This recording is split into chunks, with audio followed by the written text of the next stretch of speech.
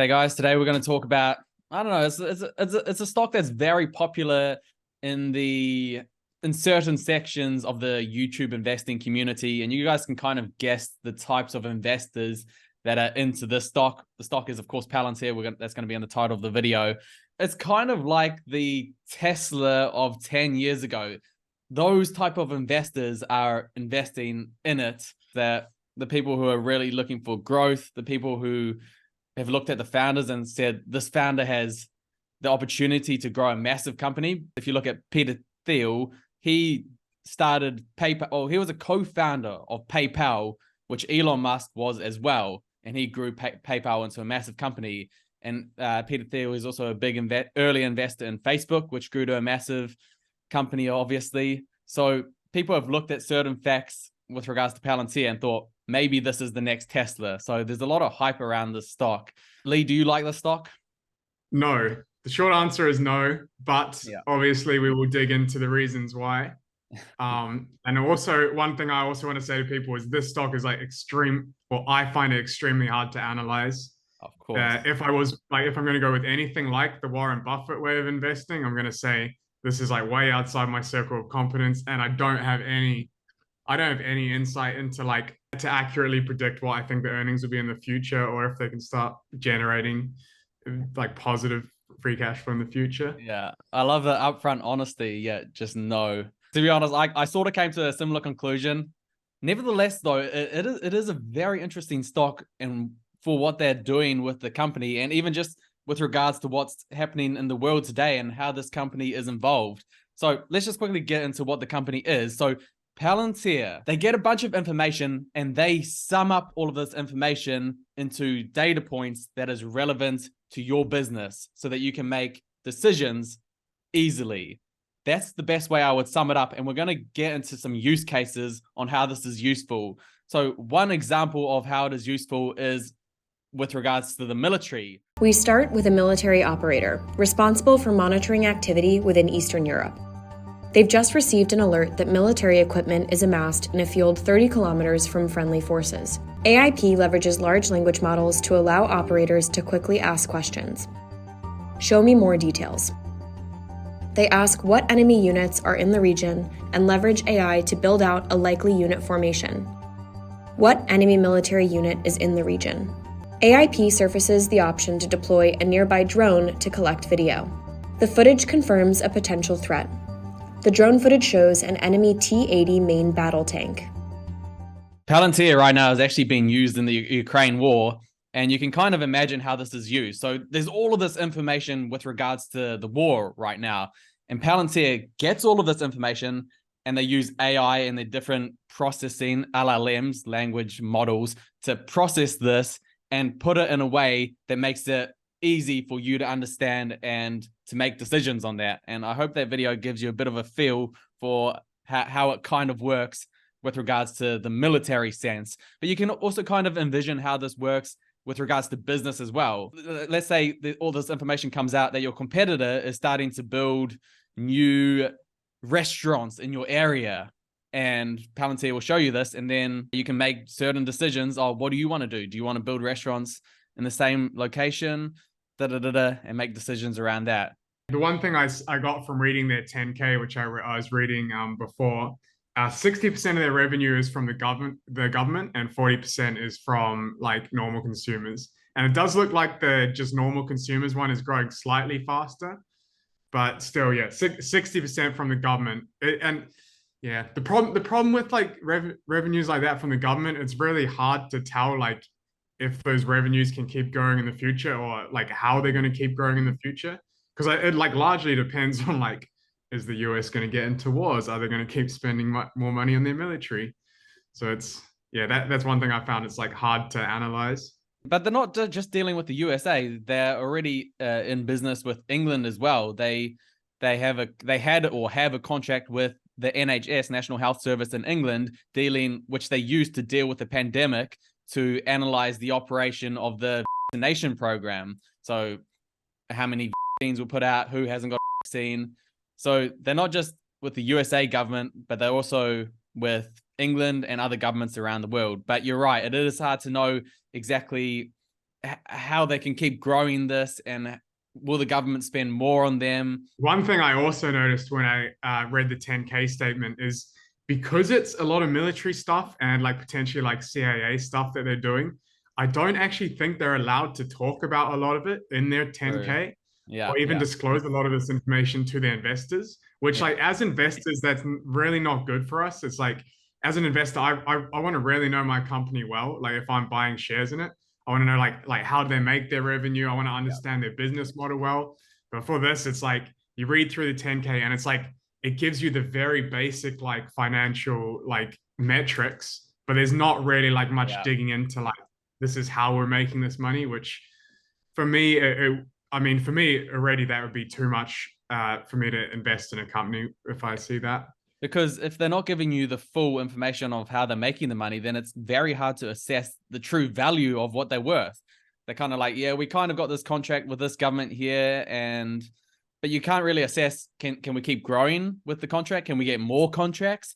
How much revenue are we going to get from these contracts? If they're not sharing all of the information, it is hard to know as an investor, okay, well, how much is this company actually worth? And Facebook did the same thing. Meta now, they originally they shared like the individual user data for like WhatsApp and Instagram and Facebook, and then they just stopped sharing this data, and that really annoyed me because it's important information to know as an investor, and they just stopped sharing it. That's the really cool thing. Warren Buffett says like in his Berkshire 10K statements, the way he like tries to do those statements is he's like, I'm going to give you all the information that I would need myself if I was an investor to know if it's a like to know how to value the company. And that like that's an awesome way to do the 10K statements, which a lot of companies, as you say, don't do. Yeah, But Warren but that's how really it good should at that. be. That's how it should be, because the managers of the business are managing the shareholders' business. As a shareholder, we're the owners of the business. Tell us the information that we need to know. But we live in an environment these days where the managers have so much power, and the shareholders are not giving them accountability, because so many of the shareholders own the shares through index funds. They don't even know what the heck they own. So the managers just have so much power, and they're like, no, we're going to do this. We don't care about you. And it annoys me. And this is actually a real worry because the percentage of shares that are owned in index funds is going up and up and up. Yeah. Like people realize that index funds are a great way to invest, and they are a great way to invest now. But the problem is when like too many people get into index funds, it's like everyone owns these shares, but none of the owners are actually like following how the shares are controlled. And that's when you start to get like worrying discrepancies between how the company is run, Yeah. like run by the managers versus how the owners would want it to be run. Yeah. And this actually leads to very bad implications in the world, because it's unearned power. It's like giving your son all of this money and he hasn't earned any of it, and then he just goes and spends it on stupid stuff. Or it's like the kings just giving all their power to their son, and the son ends up going crazy. You're just giving these managers unearned power, all of this money to manage, and they end up making all of these crazy decisions. And I don't want to get too political or anything, but we saw it with Twitter and how they a few years ago, and we're seeing it with certain companies banning certain people, and it's because of this unearned power, and shareholders are not making the managers or the employees of their company accountable. Very annoying. Now, one thing I should point out to anyone who is going to buy this stock has a dual voting class share structure, similar to the way that I think Berkshire has and Google has, whereby like there's different class shares, and some shares, which I think in Palantir it's called class F, which is class F for founders. So the founders own like a decent amount or all of these class F shares. And these class F shares will be like similar value to because it owns a similar percentage of the business than the other shares. But these class F shares have, I think it was 10x the voting rights of the other shares. So that's the way that they structure a lot of businesses these days, so that the certain people can have control over the business while other people can have ownership of the business. So you just need to know that if you're investing, that you're not actually going to have that much control over the business. That all goes to the founders fund. I think it's the founders fund anyway. It's like Peter Thiel and like two other people who have most of the control. Okay, I want to point out something really interesting here, and this is like a lesson for any value investor out there, and it's kind of like a niche lesson, but it's something that like is really good for everyone to learn. And the first thing you want to do when you do look at a company, you've probably all heard of like the difference between net income and free cash flow. And quite often I use them interchangeably. I'm like, oh, you can just use, when you're doing your discounted cash flow analysis, you can either use net income or free cash flow. But the first thing you should always do is check if there's any difference between them. So if you look at the net income for Palantir, you can see it's been negative. Like since 2018, it's been negative. So basically saying that the company is operating at a loss. They're spending more money than they're earning. If you look at the cash flow statement and you look at the free cash flow, you can see in 2018, it was a loss. 2019, it was a loss. 2020 is a loss. 2021 and 2022, the free cash flow was positive.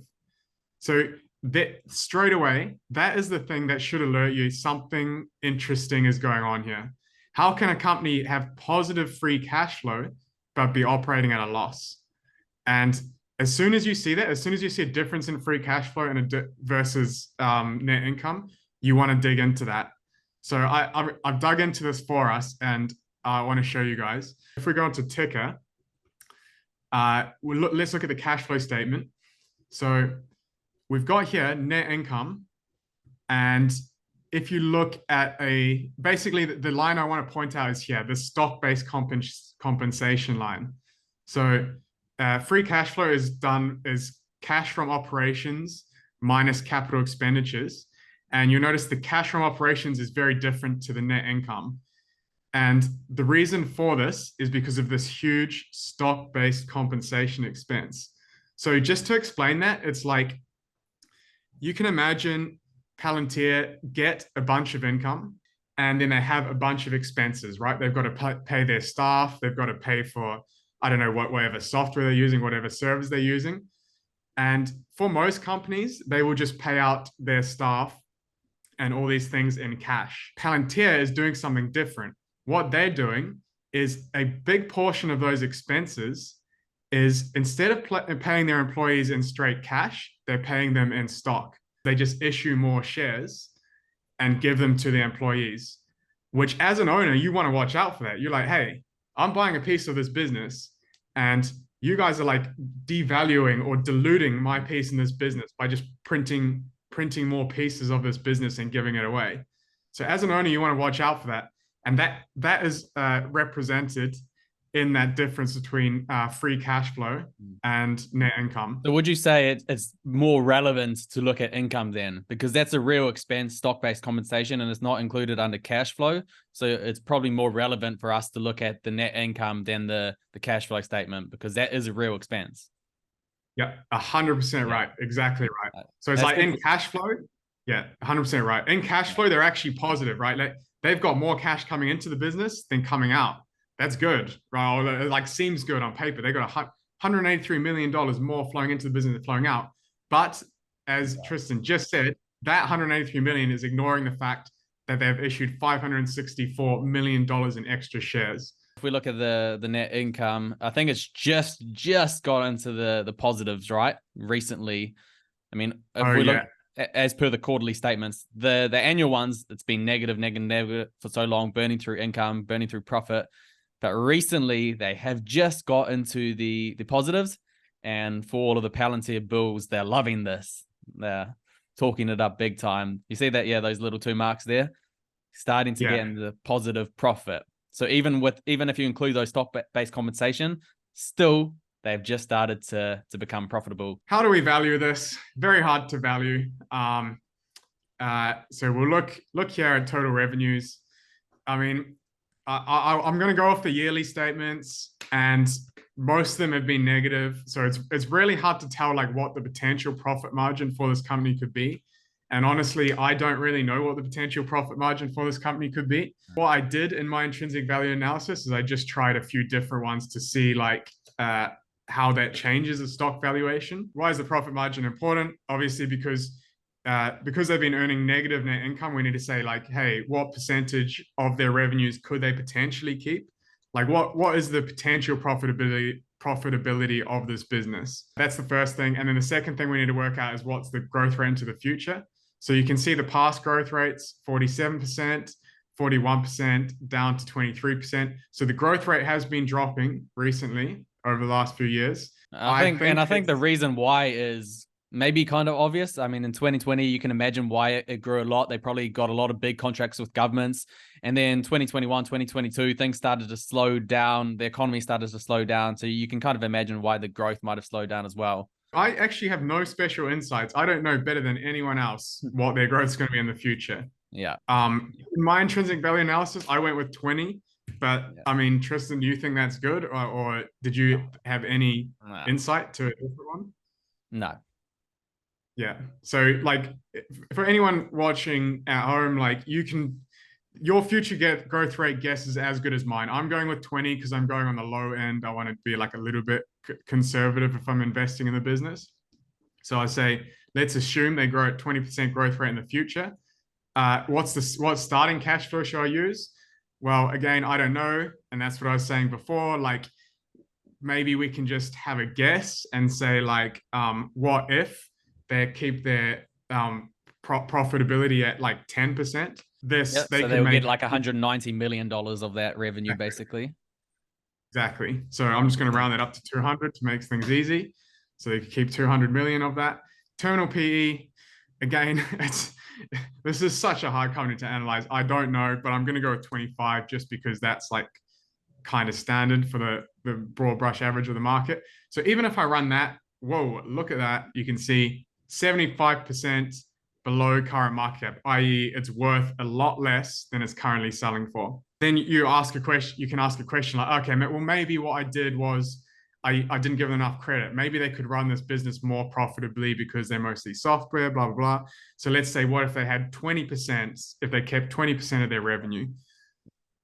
Okay, 400. Still 50% below current. It's still currently valued at double the price that it's worth. So this is why it's good to just play around with the intrinsic value calculator, just so you can get a feel for the different outcomes. And if they grow by this much, how much could the value be worth? If the company makes really good decisions and they grow at a really high growth rate and really high profit margins, then this is how much it might be worth. If they make bad decisions and then competitors come, then this is how much it might be worth. It's good to just play around with this intrinsic value calculator because it's going to give you a better idea of what the intrinsic value actually is. Yeah, exactly. And I think it's really handy being able to just change a number very quickly and click calculate and you see the calculation pop up, because it's much quicker than doing it in Excel. But like, so the cool thing now is, even though this company is really hard to analyze, we do know, like, we've done some stuff here where we've given like them pretty optimistic projections in the future. And even with these pretty optimistic projections, it still looks like the company's too expensive. Even the market's still trying to figure out what to pay for this company. I mean, just last year or 2 years ago, it was at double the valuation.